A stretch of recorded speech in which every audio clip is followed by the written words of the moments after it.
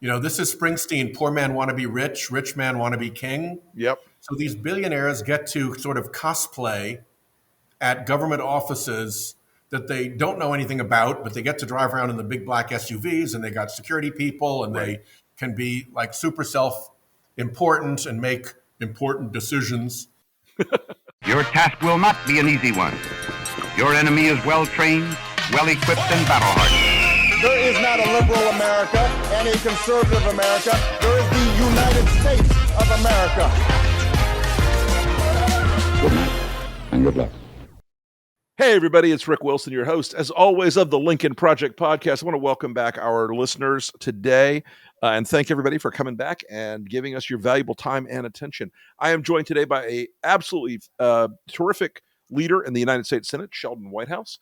He has been a guy who has taken on this moment and really gone out there and started to fight where the fight is, and he's fighting the craziness of the Doge things in the Senate, the craziness of this administration in the Senate, and he's doing it not just on the Senate floor, but on social media really well. And so, Senator, I wanted to welcome you to the show today. Thank you so much for coming on. And I want to start out. We're recording this on Tuesday afternoon, so I want to start out by asking, what is the feeling that you're getting in the Senate, not only broadly but from your Republican colleagues, about how well they think this trade war is going? Let's just say they're not pleased. I think anxiety is high. I think there was a certain amount of anxiety before this, but when you're the party that tends to represent the millionaires and the billionaires, sure, and $7 trillion evaporates from the stock market, I think you're getting a lot of phone calls saying, "What are you doing, you crazy person?" So, I don't think this is their banner week. I think there's a lot that they have to explain or pretend to ignore that is embarrassing to them. And I think the tariff nightmare is kind of the icing on that cake. Somebody about an hour ago, I was talking to somebody, a Republican staffer in the Senate, who said to me, he said, "We're just like the stock market. We're looking at every single shred of hope and hoping that it's going to stop. And this has all been a big head fake and it's going to be okay." And then he goes out and says 104% tariffs on China. Yeah. Then he goes out and does, one more crazy thing. I know a lot of your colleagues behind closed doors are fully aware and awake about all this.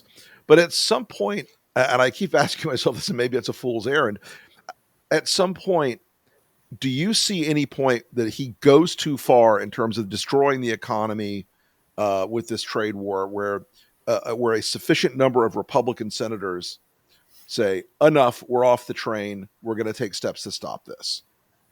I would like to think that is true, but there have been so many plain and obvious moral moments that they have just put their hands over their eyes and walked by humming, that it's hard for me to see that. Right. I think that day comes, but I don't think that it comes because of a moral moment or because of a singular provocation. I think it comes as you close in towards November of 26, and Jeffries and Thune start looking at losing their speakership and majority leader positions. And then the kind of real political pressure begins to boil. And I suspect that that's going to begin actually, fairly soon, because you can dig a political hole that's very hard to get back out of.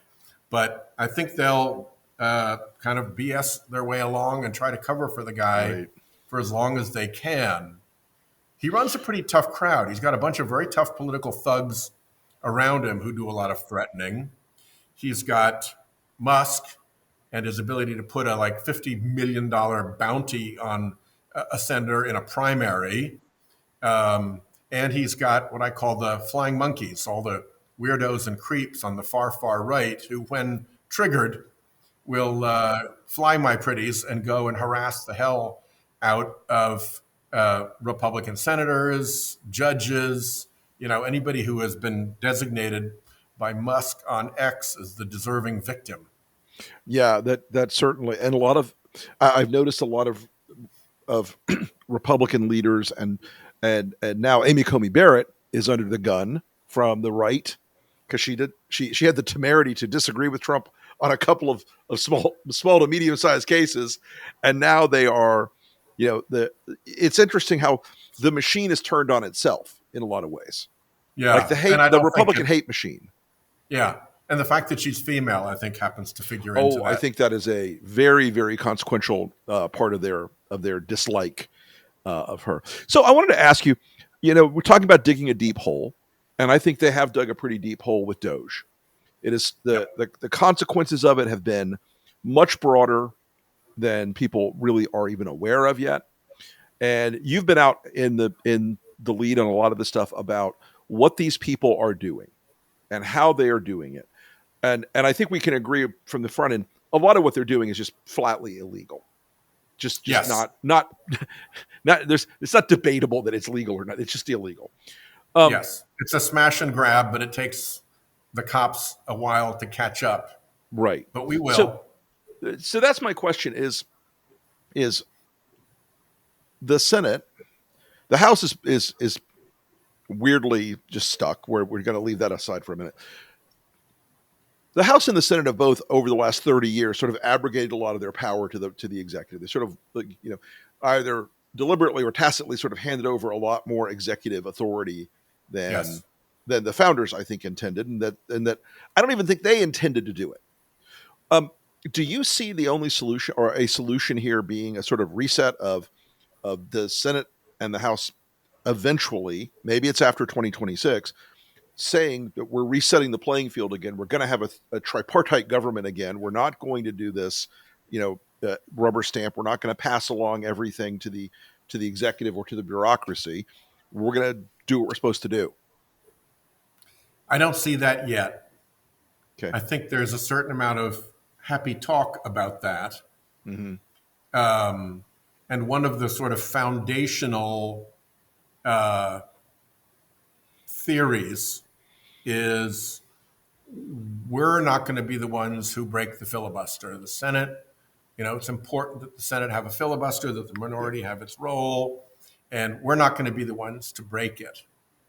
And then I get a ruling from the GAO and the parliamentarian that they can't fake blow up California's auto emissions standards by doing a rule about it, and then off their phony baloney rule, doing a Congressional Review Act and using that expedited procedure to go after the underlying California prerogative, which has lasted for 30 years now.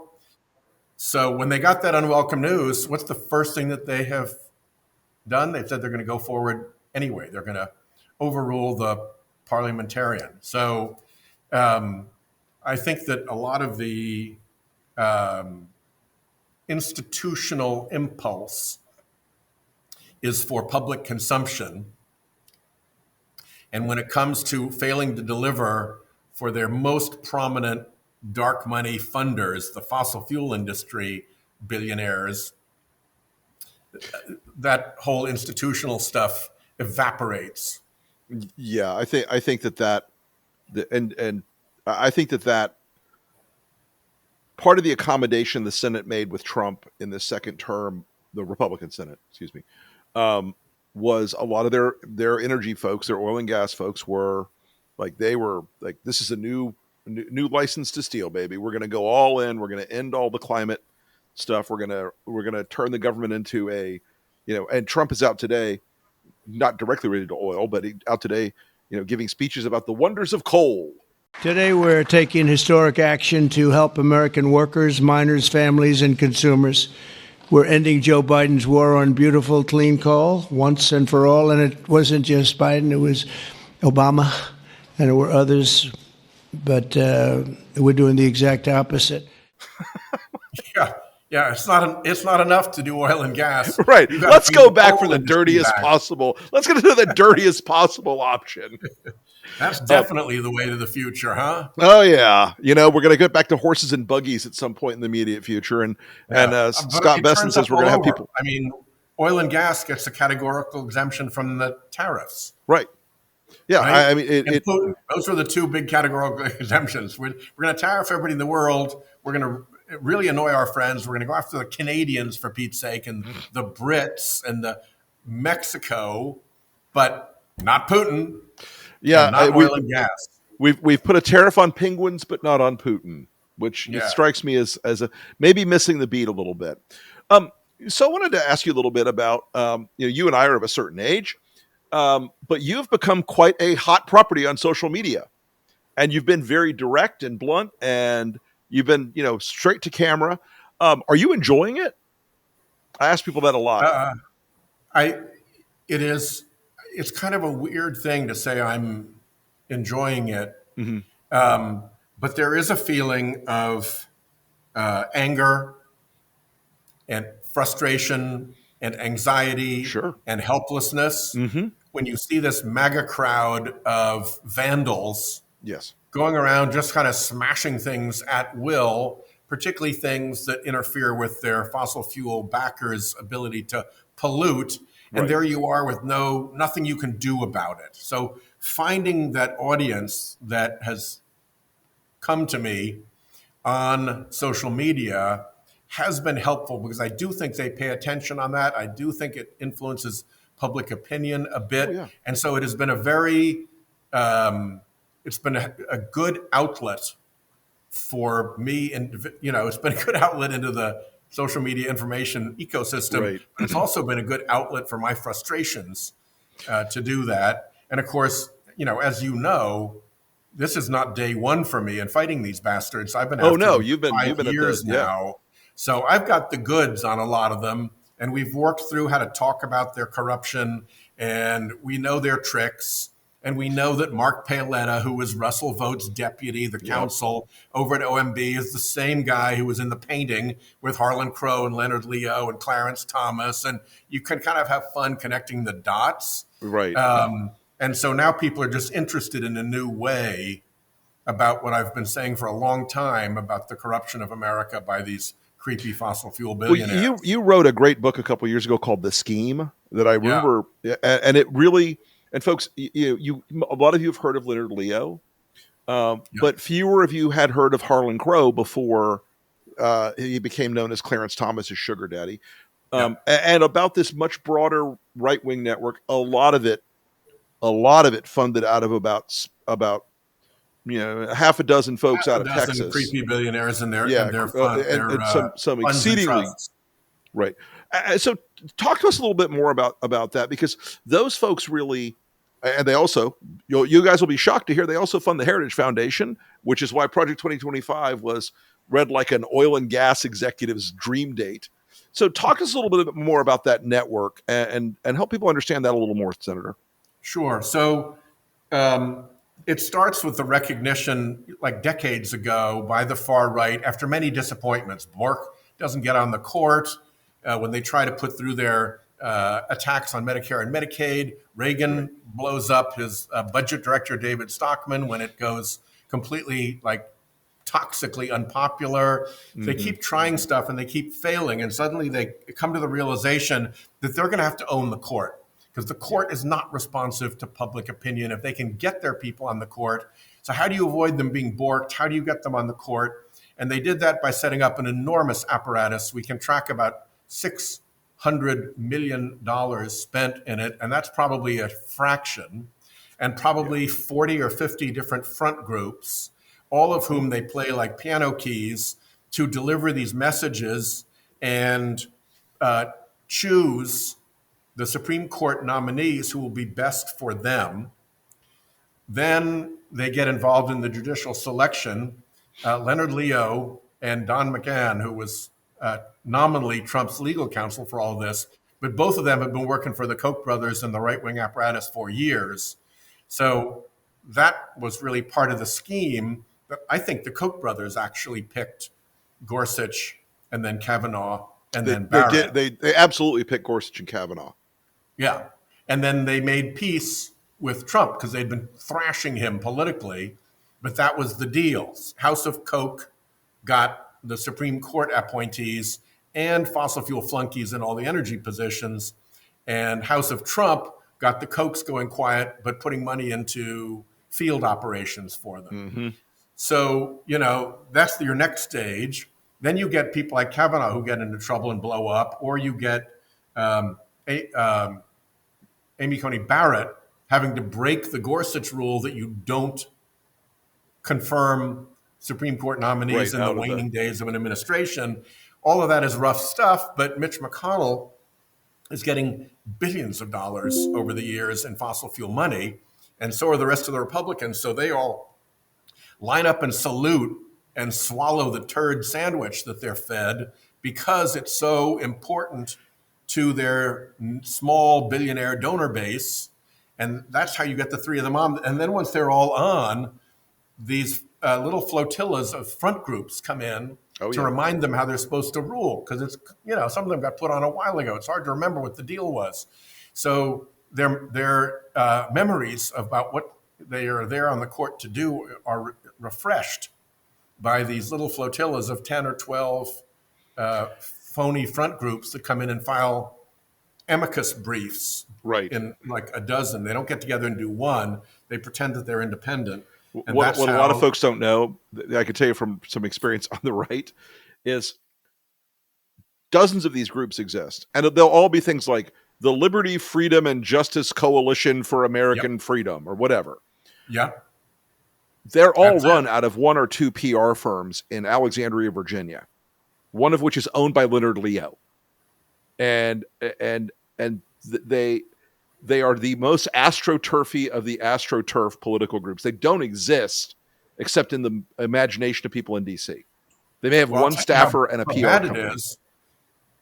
One group that filed a brief in a case in the Supreme Court literally did not exist. It was the filed fictitious name of another Leonard Leo front group.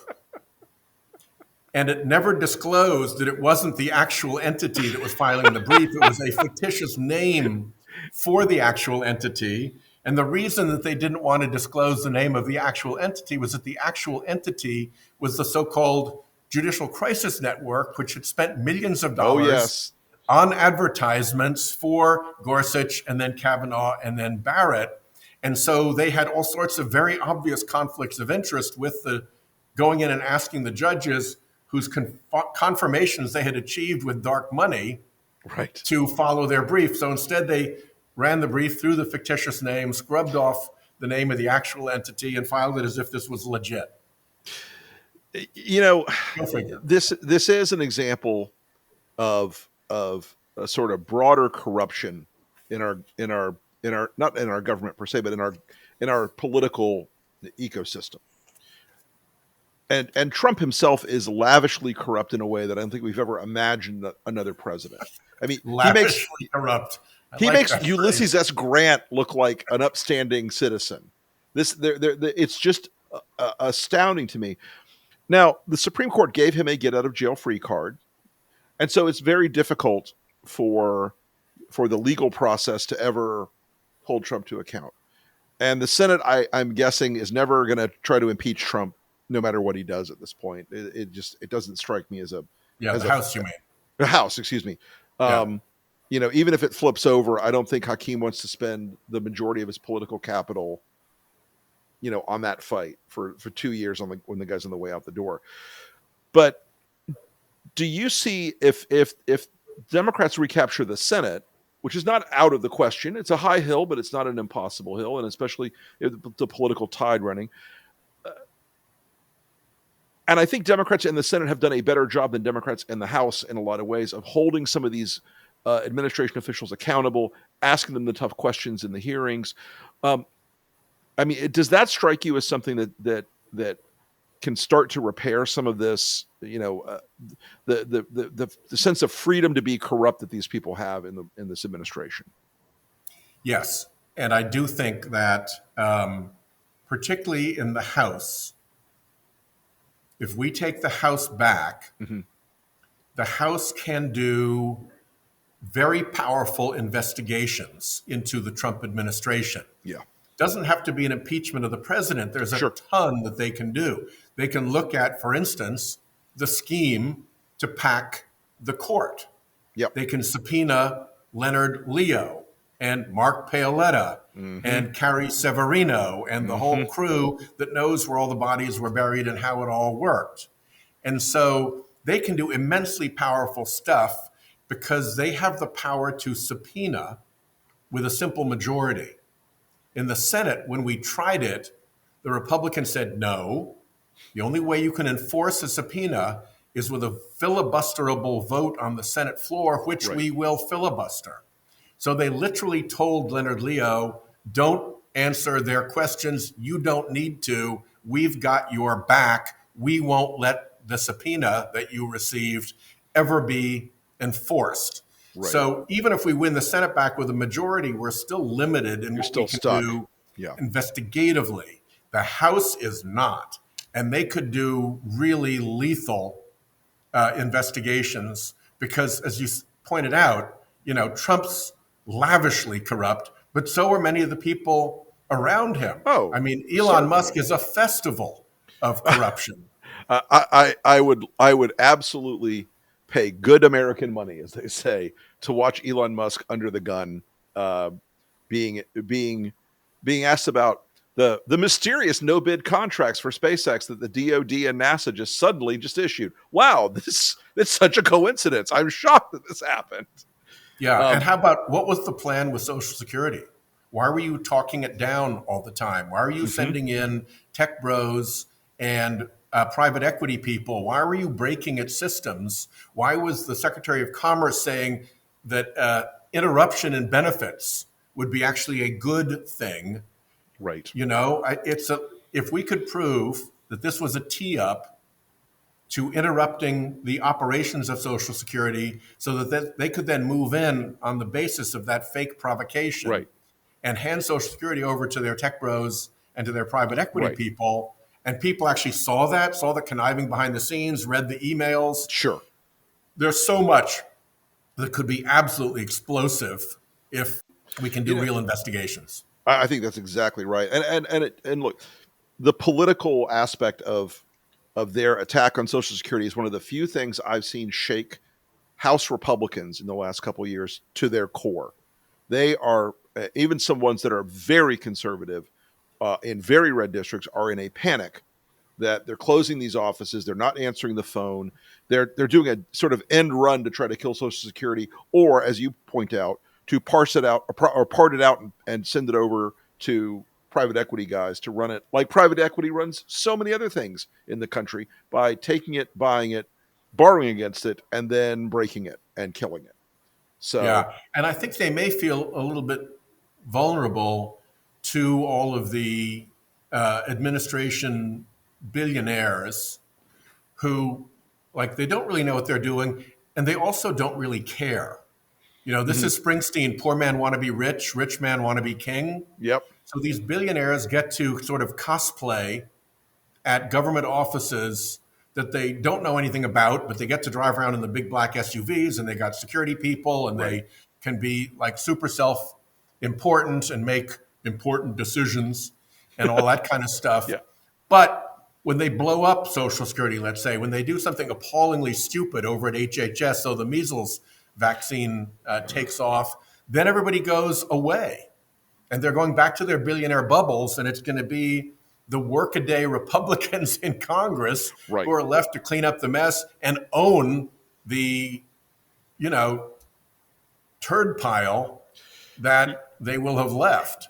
So they have a lot to be nervous about. It is like billionaires do like to like have adventures in cosplay. They really do. They love that kind of stuff. I'm going to be an astronaut this week. Into space and be an astronaut. Some want to go and be Treasury Secretary or Commerce Secretary, and they get to be in the White House and carry signs around and look important and all that. It's interesting to me that like 16 billionaires in his cabinet, and apparently not one of them is like actually economically smart, because they've put I mean, all the damage of this trade war that's going to trickle down into Republican districts and states. I mean, we saw that today in Ohio, where Apple's not building a plant in Ohio now. Why would they? Why would they take that risk? But it seems like the damage economically that unfolds in the next 3 to 4 months is going to probably set the tone for 2026. Are there any races that you're watching in 26, particularly, or any folks that you have your eye on for that for that cycle? I think that Florida is going to be a very strong area for us because, in addition to everything else that is going wrong, in Florida, people's homeowners insurance is blowing Yes. up in their faces. And the Florida Republican political establishment has built a rickety fake insurance network to try to prop things up for a little bit. But that has a very distinct likelihood of crashing. People are already furious. Prices are already going through the roof. And the reason for all of this is that the Republican political establishment in Florida has been on the take to the fossil fuel industry for years, and it's not even a native fossil fuel industry. No, it's all the climate denial, all the fakery, all of that comes home to roost when we mobilize that property insurance issue against the lying and the denial that caused it. And I think that creates just a very, very significant angle. It's not unique to Florida. It flows over into Louisiana, along the coastal counties, parishes, they call them, and then flows over into Texas along their coastal counties. It could touch Mississippi. I mean, there's something that's ready to explode down there. I can tell you, as a Florida resident, I know people who are now paying more every month in property insurance than they are for their mortgage. Yes. In South Florida. And it is, and Ron DeSantis just ignored it, just was, middle fingered the whole thing for years. And you're absolutely right. This is, I think if you combine property insurance and Social Security in Florida, you have a radioactive mess for a lot of these Republicans. There's probably 2 or 3 congressional seats where the majority of the voting age population is on Social Security, Medicare, or Medicaid. Yeah. And the property insurance crisis turns into a value of your home crisis. And when people see the values of their homes start to go down, I mean, that is most Americans' foothold into wealth and prosperity. And when a bunch of creepy billionaires who have no real life around them are making decisions that are causing your home to lose its value because your property insurance rates tripled and then tripled again. And now the carrying cost of the property insurance on your home has smashed its value, you're going to be mad as hell and you're not going to want to take it anymore. And we will be there to say, yeah, there's a reason this happened. It's because Republicans lied to you about climate change. It's because Trump said it was a hoax. And it's because, and I can also tell you a little backstory. In Florida, the insurance industry and the reinsurance industry in particular have been pressured by the political establishment, which is all Republican folks. I'm sorry, I helped build it. I know this very well. They've pressured the insurance and reinsurance industry for years to lowball everything when it comes to climate impact in Florida. I live 30 miles from the coast in Florida. I live at 200 feet above sea level, which for Florida is like a mountain. And my property insurance and my flood insurance is insane. People on the coast, and they don't want to say the words climate change, but the words it's climate change. It's the dirty little it's the dirty little secret, not so secret, but it's definitely a big impact. So, Senator, before we wrap up, I wanted to ask you, what else should people be keeping their eyes on right now as we go into the next couple of weeks in the Senate, and what issues do you think that we should be paying attention to as we roll into the what people are calling the long hot summer? Yeah, well, I think you can pretty much count on everything coming out of the Trump administration to be bad on chaos, bad on cost for families, and bad on corruption. And I think while cost is what makes things salient to people because it hits them in their pocketbook, it makes Sure. them poorer when their costs go up. The chaos is frightening because you don't know where it's going to go, and it actually has cost effect because Yeah. when people don't know where to invest, jobs disappear and costs go up. But the corruption piece, that's what makes people really angry. It's the And I killer think app. we are deep, deep, deep into very bad levels of corruption. And as we dig through that and dig out the quid pro quos and the sleazy deals and the slippery back channels and what he's doing with crypto and all of that stuff, it risks, it promises to turn into a real bonfire. I think that's exactly right. Senator Sheldon Whitehouse, where can people find you on social media? Well, It's at Sheldon Whitehouse, folks. okay, there you go then. I already checked. I was just teeing you up. But anyway, Sheldon, thank you so much for coming on the program today, Senator. I really appreciate it. We look forward to talking to you again soon, and keep up the good fight. Thank you, Rick. Thanks for having me on. Thank you.